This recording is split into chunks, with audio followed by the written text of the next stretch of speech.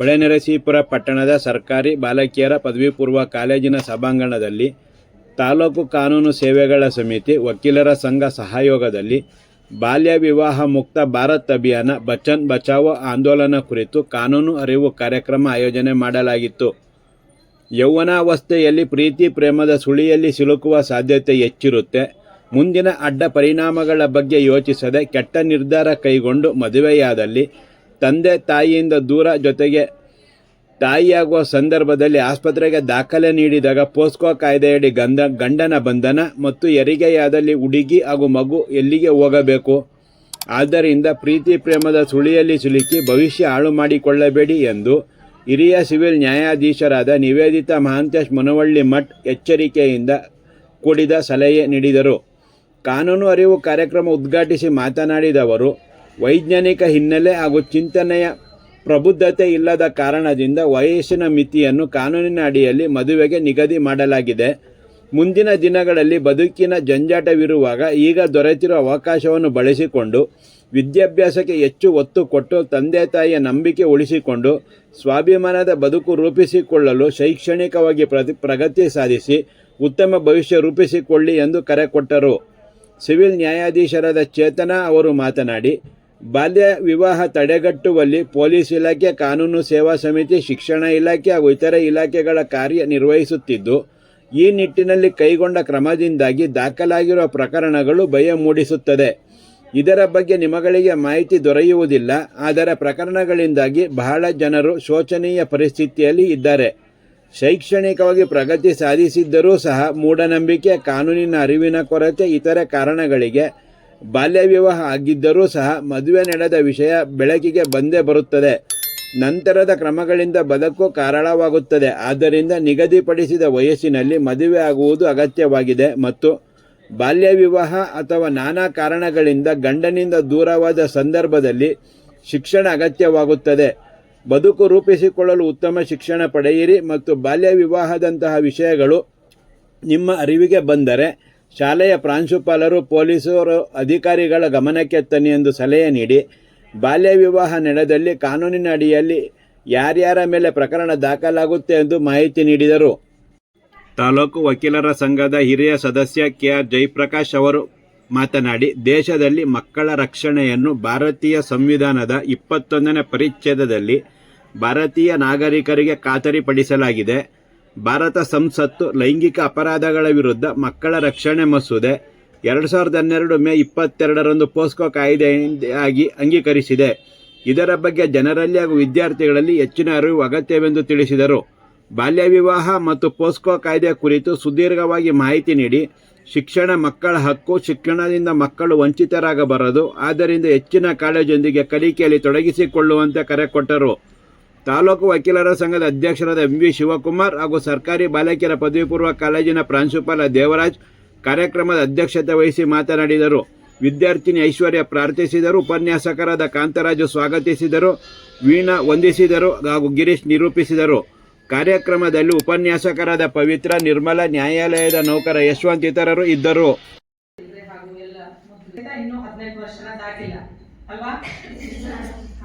ನೋಡ್ರಿ, ಈ ಒಂದು ಏನು ಏಜ್ ಇದೆ ಅಲ್ಲ, ಇಲ್ಲಿ ನಮ್ಮ ಒಂದು ಕಾನೂನಿನಲ್ಲಿ ಮದುವೆ ವಯಸ್ಸನ್ನ ಇಷ್ಟೇ ಅಂತ ಹೇಳಿ ಫಿಕ್ಸ್ ಮಾಡಿದ್ದಾರೆ. ಹೌದಾ? ಗೊತ್ತಾ ನಿಮ್ಗೆ? ಎಷ್ಟು ಬೇಕು ಹೆಣ್ಮಕ್ಳಿಗೆ ವಯಸ್ಸು? ಗಂಡ್ಮಕ್ಳಿಗೆ ಯಾಕೆ ಆ ವರ್ಷನ ಫಿಕ್ಸ್ ಮಾಡಿದ್ದಾರೆ? ಯಾಕೆ ಅಲ್ಲಿ ಇಷ್ಟಕ್ಕೇನೆ ರೆಸ್ಟ್ರಿಕ್ಷನ್ ಮಾಡಿದ್ದಾರೆ ಅಂತ ಗೊತ್ತಾ?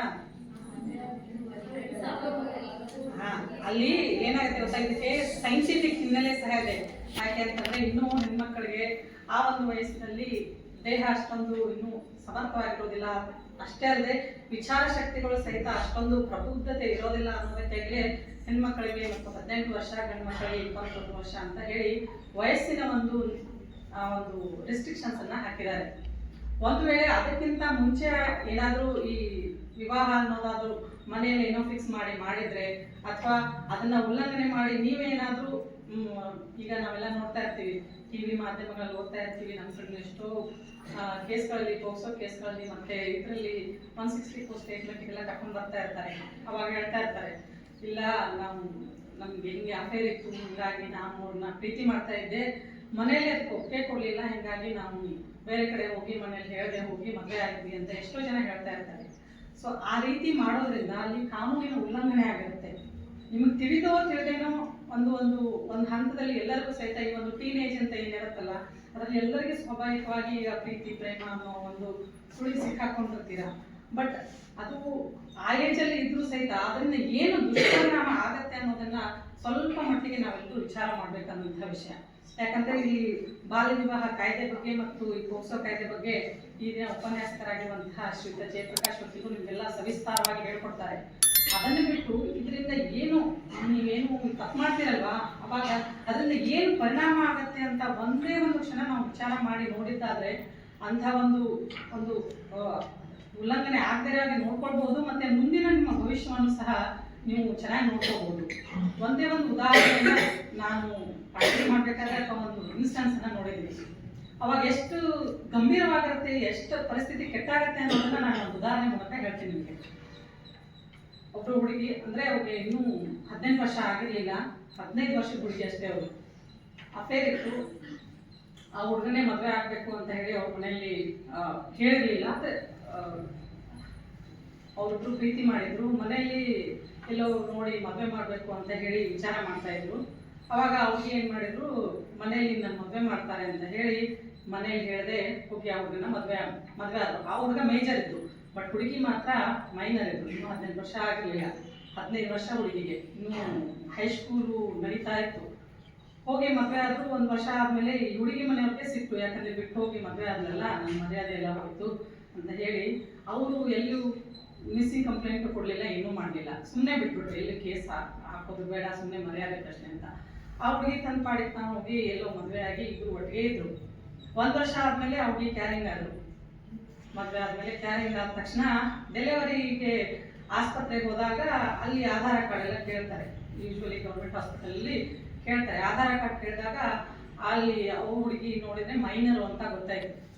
ಅವಾಗ ಅವ್ರ ಪೋಕ್ಸೋ ಕಾಯ್ದೆ ಅಡಿಯಲ್ಲಿ ಇಲ್ಲಿ 18 ವರ್ಷ, ಆಮೇಲೆ ಆ ಅಡಿಯಲ್ಲಿ ಅವರು ಪೋಕ್ಸೋ ಕಾಯ್ದೆ ಅಡಿಯಲ್ಲಿ ಒಂದು ಇಂಟಿಮೇಷನ್ ಅನ್ನು ಕೊಟ್ಟು ಪೊಲೀಸ್ ಸ್ಟೇಷನ್ ಅಲ್ಲಿ ಕೇಸ್ ರಿಜಿಸ್ಟರ್ ಆಯ್ತು. ಅವಾಗ ಹುಡುಗಿ ಪರಿಸ್ಥಿತಿಯನ್ನು ನೋಡ್ರಿ. ಈ ಕಡೆ ಮನೆ ಬಿಟ್ಟು ಹೋಗಿದ್ದಕ್ಕೆ ತಂದೆ ತಾಯಿನೂ ಕಳ್ಕೊಂಡ್ರು. ತಂದೆ ತಾಯಿ ಕಳ್ಕೊಂಡು ಹೋದ್ರೆ ತಂದೆ ತಾಯಿ ಯಾರು ಮಾತಾಡೋ ಪರಿಸ್ಥಿತಿ ಇರ್ಲಿಲ್ಲ ಆಕೆ ಜೊತೆಗೆ. ಆ ಕಡೆಗೆ ಅವನೇನು ಮದುವೆ ಮಾಡ್ಕೊಂಡು ಹೋಗಿ ಎಲ್ಲ ಒಂದ್ ಕಡೆ ಸಂಸಾರ ಮಾಡ್ತಾ ಇದ್ರ. ಈಗ ಮದುವೆ ಆದ್ಮೇಲೆ ಮಗು ಆಯ್ತು. ಆ ಪೋಕ್ಸೋ ಕಾಯ್ದೆ ಅಡಿಯಲ್ಲಿ ಆ ಹುಡುಗನ ಮೇಲೆ ಕೇಸ್ ರಿಜಿಸ್ಟರ್ ಆದ ತಕ್ಷಣ ಆ ಹುಡುಗನ ಅರೆಸ್ಟ್ ಮಾಡಿ ಕರ್ಕೊಂಡು ಹೋದ್ರು. ಈಗ ಯಾರ ಹತ್ರ ಇರ್ಬೇಕು ಆ ಮಗು? ಆ ಸಣ್ಣ ಮಗುನ ತಗೊಂಡು ಆಕೆ ಯಾರ ಹತ್ರ ಇರ್ಬೇಕು? ಎಂತ ಪರಿಸ್ಥಿತಿ ಬರುತ್ತೆ ಗೊತ್ತಾವಾಗ. ಇದನ್ನ ನಾವು ಮೊದಲೇ ವಿಚಾರ ಮಾಡ್ಬೇಕು. 15 ವರ್ಷ ಅಲ್ವಾ, ಇನ್ನೊಂದು 3 ವರ್ಷ ವೇಟ್ ಮಾಡಿದ್ರೆ ಏನೋ ಮನೇಲಿ ಒಪ್ಪಿಸ್ಬೋದಾಗಿತ್ತು, ಅಥವಾ ಏನೋ ಕಾರಣಗಳಿಗೆ. ಈಗ ಎಜುಕೇಶನ್ ಎಲ್ಲರಿಗೂ ಬಹಳ ಮುಖ್ಯ. ಕಾಲೇಜ್ ಓದ್ತಾ ಇರ್ತೀವಿ, ಕಂಪ್ಲೀಟ್ ಆಗಿ ಎಜುಕೇಶನ್ ಮುಗಿಸ್ಕೊಂಡು ಆಮೇಲೆ ನಿಮ್ ಕಾಲ ಮೇಲೆ ನೀವು ನಿಂತ ಮೇಲೆ ನೀವು ಇಷ್ಟಪಟ್ಟ ಹುಡುಗನ ಮದುವೆ ಆಗ್ಬೋದು, ಮನೇಲಿ ಎಲ್ಲರಿಗೂ ಒಪ್ಪಿಸ್ಬೋದು. ಆವಾಗ ನಿಮ್ ಲೈಫ್ ಸ್ಟೈಲೇ ಬೇರೆ ಇರುತ್ತೆ, ನಿಮ್ದು ಇದು ಬೇರೆ ಇರುತ್ತೆ. ಅದೆಲ್ಲ ಬಿಟ್ಟು ಅಲ್ಲಿ 18 ವರ್ಷಕ್ಕಿಂತ ಮೊದಲೇ ಎಲ್ಲ ಈ ರೀತಿ ಏನಾದ್ರೂ ನೀವು ಸಂಕಷ್ಟದಲ್ಲಿ ಸಿಲುಕಿಸ್ಕೊಂಡ್ರೆ ಏನಾಗತ್ತೆ ಪರಿಸ್ಥಿತಿ? ಅವಾಗ ಒಂದು ಸ್ವಲ್ಪ ವಿಚಾರ ಮಾಡ್ಕೊಳ್ಬೇಕು. ಅವಾಗ ಅಷ್ಟೇ ಅವ್ರು ನಿಮ್ಮ ತಂದೆ ತಾಯಿಗೂ ಅಷ್ಟೇ ಒಂದು ಮುಜುಗರ ಪರಿಸ್ಥಿತಿ ಉಂಟಾಗ್ಬಿಡತ್ತೆ. ಏನಪ್ಪಾ, ಇಷ್ಟು ವರ್ಷ ನಾವು ಸಾಕಿದ್ವಿ ಮಗಳನ್ನ, ಇಷ್ಟೆಲ್ಲ ಚೆನ್ನಾಗಿ ನೋಡ್ಕೊಂಡಿವಿ, ಆದ್ರೂ ಸಹಿತ ಈ ಒಂದು ವಿಷಯದಲ್ಲಿ ನನಗೆ ಹಿಂಗ್ ಮಾಡಿದ್ರಲ್ಲ ಅಂತ ಅವ್ರಿಗೆ ಒಂದು ಮನಸ್ತಾಪ ಅಂತ ಉಂಟಾಗತ್ತೆ. ಸೊ ಅಲ್ಲಿ ಅವ್ರಿಗೆ ಒಂದು ಸಂಕಷ್ಟದ ಪರಿಸ್ಥಿತಿ. ಈಗ ಆ ಮಗುವಿನ ಸ್ಥಾನದಲ್ಲಿ ನಾವು ನಿಂತು ವಿಚಾರ ಮಾಡೋದಾದ್ರೆ ಆಕೆಗೆ ಅವಾಗ ಎಷ್ಟು ತನಗೆ ಏನು ತೋಚತ್ತೆ ಅದನ್ನ ಮಾಡಿದ್ರು. ಮತ್ತು ಅದರಿಂದ ಅಡ್ಡ ಪರಿಣಾಮಗಳಾಗೋದನ್ನ ಅವಾಗ ವಿಚಾರ ಮಾಡಲಿಲ್ಲ. ಬಟ್ ಮುಂದೆ ಹೋಗಿ ನೋಡಿದಾಗ ಅವ್ರದ್ದು ಏನು ಪರಿಸ್ಥಿತಿ ಇರ್ತಲ್ಲ, ಅದು ತುಂಬಾ ಒಂದು ಇದ್ರ ಪರಿಸ್ಥಿತಿ ಆಗಿ ಈಗ ಆಗತ್ತೆ. ಅವಾಗ ಹೇಳ್ತಾಳೆ, ಇಲ್ಲ ನಾನು ಅವಾಗ ಬಂದೆ. ಈಗ ಅವರು ಹುಡುಗ ಹೇಳ್ತಾನೆ, ಇಲ್ಲ ನನಗೆ ಪೊಲೀಸ್ ಎಲ್ಲ ಕರ್ಕೊಂಡು ಹೋಗಲ್ಲ, ಅರೆಸ್ಟ್ ಮಾಡಿಸಿರಲ್ಲ, ಈಗ ನಾನೇ ಪೊಲೀಸ್ ಸ್ಟೇಷನ್ ಇದ್ರೆ ಯಾರು ನೋಡ್ಕೋಬೇಕು, ನಾನು ಎಲ್ಲಿ ನೋಡ್ಕೋಬೇಕು ಅಂತ ಕೇಳ್ತಾನೆ. ಏನಾಗತ್ತೆ ಅವಾಗ ಪರಿಸ್ಥಿತಿ ಅಂತ. ಸೊ ಅದಕ್ಕಾಗಿ ನಿಮ್ಗೆಲ್ಲರಿಗೂ ವಿಚಾರ ಮಾಡುವಂಥ ಶಕ್ತಿಯನ್ನ ದೇವರು ಕೊಟ್ಟಿದ್ದಾನೆ. ಈಗೆಲ್ಲ ಕಾಲ ತುಂಬಾ ಮುಂದುವರೆದಿದೆ. ಎಲ್ರಿಗೂ ಸಹಿತ ಎಜುಕೇಶನ್ ಅನ್ನೋದು ತುಂಬಾ ಇಂಪಾರ್ಟೆಂಟ್ ಇರುತ್ತೆ. ಇವಾಗ ಮೊದಲು ಶಿಕ್ಷಣವನ್ನ ಪೂರ್ತಿ ಮಾಡ್ಕೊಳ್ರಿ. ಮದುವೆ ಮಕ್ಕಳು ಎಲ್ಲ ಜಂಜಾಟ ಇದ್ದೇ ಇರುತ್ತೆ. ಸೊ ಅಷ್ಟೇ ಅಲ್ಲದೆ ಈಗ ನಿಮ್ಮ ಮನೆ ಪಕ್ಕದಲ್ಲಿ ಈಗ ಬಾಲ್ಯ ವಿವಾಹ ಕಾಯ್ದೆ ಬಗ್ಗೆ ಜಯಪ್ರಕಾಶ್ ಎಲ್ಲರೂ ಹೇಳ್ತಾರೆ. ಇದು ಒಂದು ಇನ್ಸ್ಟೆನ್ಸ್ ಅನ್ನ ಹೇಳ್ತೀನಿ ನಾನು. ಇಬ್ರು ಮಕ್ಕಳಿದ್ರೆ ಸಣ್ಣ ದೊಡ್ಡವ್ರ ಮದುವೆ ಮಾಡ್ತಿರ್ತಾರೆ, ಚಿಕ್ಕವ್ರನ್ನ ಯಾಕೆ ಬಿಡೋದು, ಒಂದೇ ಖರ್ಚಲ್ಲಿ ಎಲ್ಲ ಆಗತ್ತೆ ಅಂತ ಹೇಳಿ ಇಬ್ಬರದು ಒಟ್ಟಿಗೆ ಮದುವೆ ಮಾಡ್ಬಿಡ್ತಾರೆ. ಹೀಗೆ ಒಂದು ಇನ್ಸ್ಟೆನ್ಸ್ ಅಲ್ಲಿ ಏನಾಯ್ತು ಅಂತಂದ್ರೆ ಆ ಹುಡುಗಿ ಇನ್ನೂ 18 ವರ್ಷ ಆಗಿರ್ಲಿಲ್ಲ, ಅವನು ಹುಡುಗ ಮೇಜರ್ ಇದ್ದ. ಅವಾಗೇನೆ ನಿಮಗೆ ಎಷ್ಟು ಬೇಕಾದ್ರೂ ಮೇಡಮ್ ಹೇಳಿ ಆಯ್ತು, ಉದಾಹರಣೆಗಳೊಂದಿಗೆ ಮನಮುಟ್ಟು ಅಂತ ಹೇಳಿದ್ದಾರೆ. ಆದ್ರೂ ಕೂಡ ನಂದು ಏನ್ ಜವಾಬ್ದಾರಿ ಇದೆ ಅದಕ್ಕೋಸ್ಕರ ನಾನು ಹೇಳುದು. ಈಗ ಬಾಲ್ಯ ವಿವಾಹ ಆದಾಗ ಮೇಡಮ್ ಹೇಳಿದ್ರು, ಅದು ನೀವು ಈ ಹಿಂದೆ ಕೇಳಿರಬಹುದು. ಈಗ ಒಂದು ಬಾಲ್ಯ ವಿವಾಹ ಅಂತ ಆಗ್ಬೇಕಾದ್ರೆ ಇಬ್ಬರಿಗೂ ಕೂಡ ಹುಡುಗಿ 18 ವರ್ಷದ ಕೆಳಗೆ, ಹುಡುಗ 21 ವರ್ಷದ ಒಳಗಡೆ ಇದ್ರೆ ಮಾತ್ರ ಬಾಲ್ಯ ವಿವಾಹ ಅಂತ ಆಗುತ್ತಾ? ಇಲ್ಲ. ಈಗ ಒಂದು ವೇಳೆ ಹುಡುಗಿ 16 ವರ್ಷ, ಹುಡುಗ 22 ವರ್ಷ ಇದ್ರೂ ಕೂಡ ಅದು ಕೂಡ ಯಾವುದೇ ಒಂದು ಮದುವೆಯಲ್ಲಿ ಗಂಡು ಹೆಣ್ಣಲ್ಲಿ ಒಂದ ಹುಡುಗಿ ಅಥವಾ ಒಂದು ಹುಡುಗ ಆ ಏಜ್ ಏನ್ ಮೀರ್ಲಿಲ್ಲ ಅಂತಂದ್ರೆ ಅದು ಬಾಲ್ಯ ವಿವಾಹ ಅಂತಾನೆ ಕನ್ಸಿಡರ್ ಆಗುತ್ತೆ. ಎರಡು ಕೂಡ ವಯಸ್ಸಿನ ಮಿತಿಯ ಒಳಗಡೆ ಇರ್ಬೇಕು ಅಂತ ಏನಿಲ್ಲ. ಸೊ ಆದ್ರಿಂದ ಅದು ಬಾಲ್ಯ ವಿವಾಹ ಅಂತಾನೆ ಆಗುತ್ತೆ. ಈಗ ನಿಮಗೆ ಅದರ ಒಂದು ಇಂಪಾರ್ಟೆನ್ಸ್ ನಿಮಗೆ ಗೊತ್ತಾಗ್ಲಿಕ್ಕಿಲ್ಲ. ಈ ಬಾಲ್ಯ ವಿವಾಹ ತಡೆಗೆ ಅಥವಾ ಈ ವಿಚಾರಕ್ಕೆ ಸಂಬಂಧಪಟ್ಟಂತೆ ಯಾರ್ಯಾರು ಸ್ಟೇಕ್ ಹೋಲ್ಡರ್ಸ್ ವರ್ಕ್ ಮಾಡ್ತಿದಾರೋ, ಪೊಲೀಸ್ ಡಿಪಾರ್ಟ್ಮೆಂಟ್ ಇರಲಿ, ಸಂಬಂಧಪಟ್ಟ ಅಧಿಕಾರಿಗಳಿರ್ಲಿ, ಅಥವಾ ಯಾವುದೇ ಒಂದು ಆರ್ಗನೈಸೇಷನ್ ಇರಲಿ ಅಥವಾ ಜುಡಿಷಿಯರಿ ಇರಲಿ, ಅವ್ರಿಗೆ ಗೊತ್ತಾಗುತ್ತೆ ಯಾವ ಯಾವ ತರ ಇದು ಶೋಚನೀಯ ಪರಿಸ್ಥಿತಿಯಲ್ಲಿ ಇದೆ ಅನ್ನುವಂಥದ್ದು.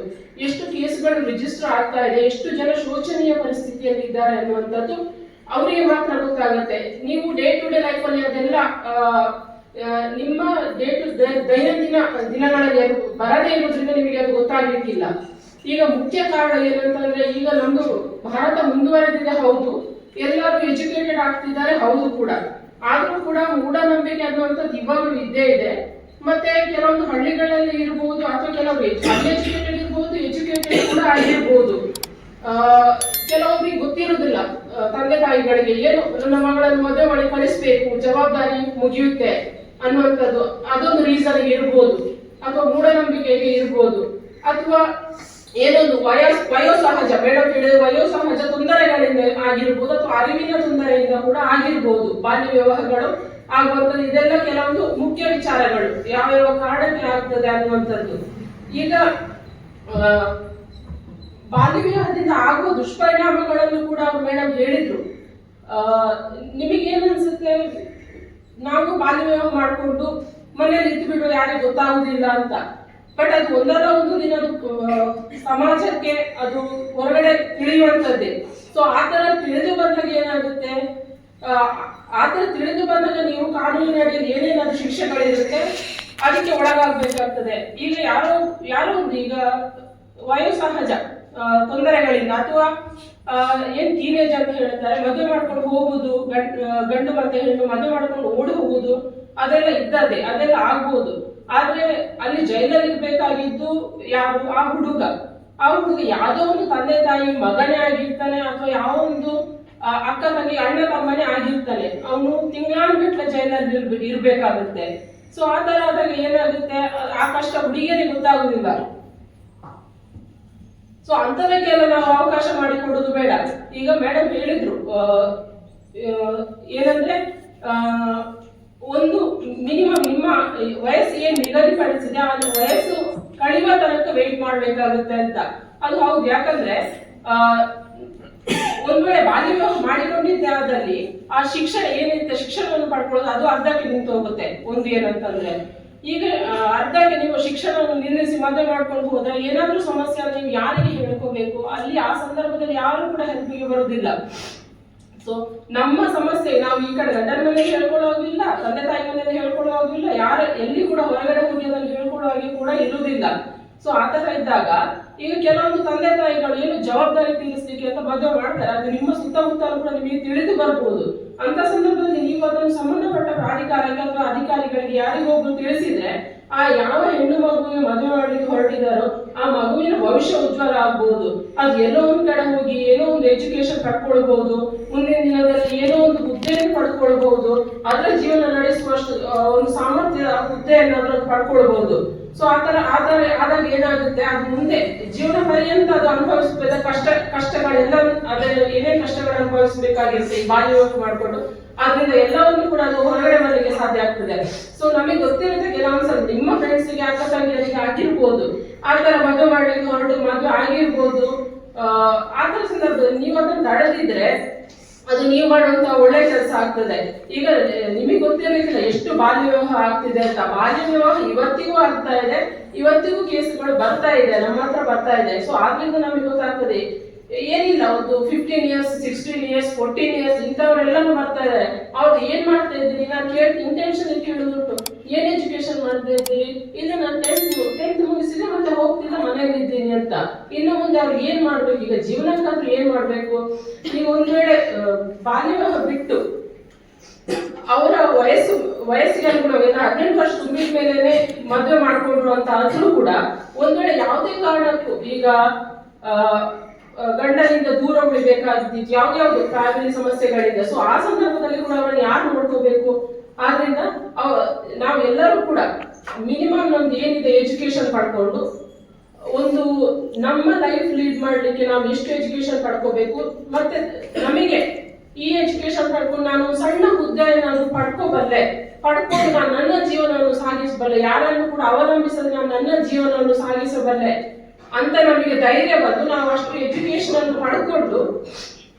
ಪಡ್ಕೊಳ್ಳೋವರೆಗೂ ಕೂಡ ಅಂತದಕ್ಕೆಲ್ಲ ಯಾವುದು ಕೂಡ ಆತರ ಆಲೋಚನೆಗಳು ಬಂದ್ರೂ ಕೂಡ ಅದನ್ನು ಮುಂದುವರಿಸದೆ ನಮಗೆ 18 ವರ್ಷ ಅಥವಾ ನಾವು ಮಿನಿಮಮ್ ಎಜುಕೇಶನ್ ಪಡ್ಕೊಳ್ಳೋವರೆಗೂ ಕೂಡ ಯಾವುದೇ ನಿರ್ಧಾರವನ್ನು ದುಡುಕಿ ಅಥವಾ ಯೋಚನೆ ಮಾಡದೆ ಯಾವುದೇ ನಿರ್ಧಾರವನ್ನು ತಗೊಳ್ಳದೆ ನಮ್ಮ ಏನಿದೆ ಸುಂದರವಾದ ಬದುಕನ್ನು ನಾವು ಹಾಳು ಮಾಡಿಕೊಳ್ಳುವುದು ಬೇಡ ಅಂತ ಹೇಳಿ ಈ ಒಂದು ಎಲ್ಲೆಲ್ಲಿ ಈ ತರ ಬಾಲ್ಯ ವಿವಾಹಗಳು ಆಗ್ತಿದೆ ಅಥವಾ ಬಾಲ್ಯ ವಿವಾಹಗಳನ್ನು ಮಾಡ್ಲಿಕ್ಕೆ ತಯಾರು ಮಾಡ್ತಾ ಇದ್ದಾರೆ ಅಂತದನ್ನೆಲ್ಲ ನಾವು ತಡಿಲಿಕ್ಕೆ ನಮ್ಮ ಕೈಲಾದಷ್ಟು ನಾವು ಸಹಾಯವನ್ನು ಮಾಡುವ ಅಂತ ಹೇಳ್ತಾ, ಇನ್ನೊಂದು ಏನಂದ್ರೆ ಬಾಲ್ಯ ವಿವಾಹ ಆದ್ರೆ ಒಂದ್ ವೇಳೆ ಬಾಲ್ಯ ವಿವಾಹ ಆದ್ರೆ ಯಾರ್ಯಾರಿಗೆ ಶಿಕ್ಷೆ ಆಗುತ್ತೆ ಅನ್ನುವಂಥದ್ದು. ಬಾಲ್ಯ ವಿವಾಹ ಮಾಡ್ಕೊಂಡವರಿಗೆ ಮಾತ್ರ ಅಲ್ಲ, ಹೆಣ್ಣು ಮತ್ತು ಗಂಡಿಗೆ ಮಾತ್ರ ಅನ್ನುವಂಥದ್ದು ಅದು ಅಲ್ಲ. ಯಾರು ಅದಕ್ಕೆ ಪ್ರಚೋದನೆ ಕೊಟ್ಟಿರ್ತಾರೆ, ಮದುವೆಯನ್ನು ಯಾರು ನೆರವೇರಿಸಿರ್ತಾರೆ ಅದೆಲ್ಲರಿಗೂ ಕೂಡ ಈವನ್ ತಂದೆ ತಾಯಿಗಳಿಗೂ ಕೂಡ ಶಿಕ್ಷೆ ಆಗುವಂತಹ ಸಾಧ್ಯತೆಗಳಿರ್ತದೆ.